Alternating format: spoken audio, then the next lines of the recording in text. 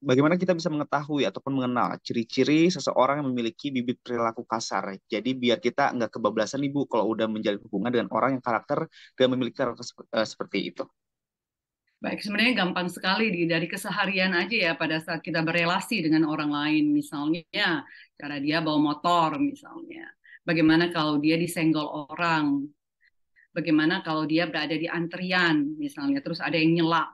Bagaimana dia berhadapan dengan orang yang nyelak gitu. Kan kelihatan emosi seseorang pada saat seperti itu. Apakah dengan tenang dia menegur orang atau malah langsung dijotos misalnya kan.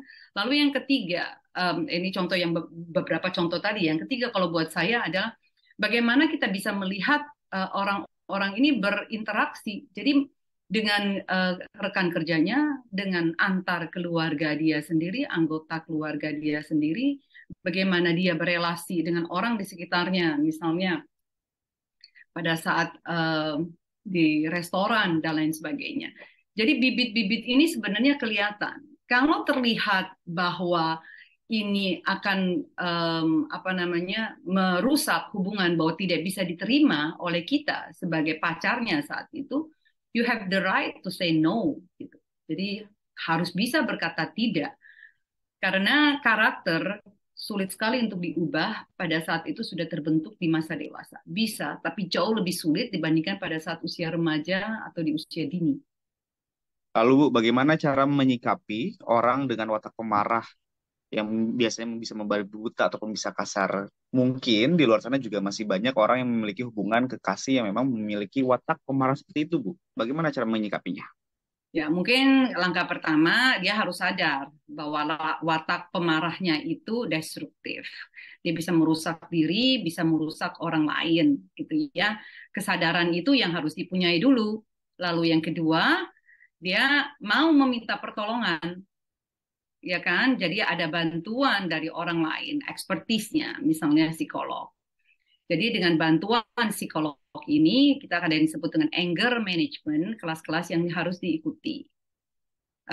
Lalu yang ketiga ada support system dari orang ini. Jadi dia sadar, dia minta pertolongan, dia juga dibantu dari orang terdekatnya. Saya pikir tiga langkah awal ini sebagai pintu gerbang bahwa tidak ada yang tidak bisa diubah kalau ada niat, ada tekad untuk berubah menjadi satu orang yang lebih baik dari sebelumnya. Terakhir, Bu, tipsnya mungkin biar memiliki hubungan entah itu pacaran atau kekasih gitu ya, Bu, agar tetap terhindar dari kejadian yang memang bisa meluapkan emosi, akhirnya bisa meluapkan konflik yang sangat besar. Tipsnya dari psikolog seperti apa, Bu?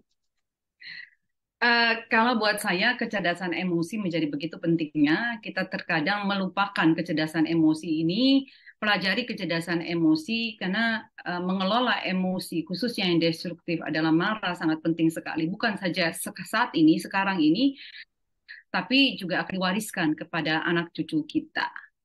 So, kesehatan mental, kesehatan fisik, sama pentingnya.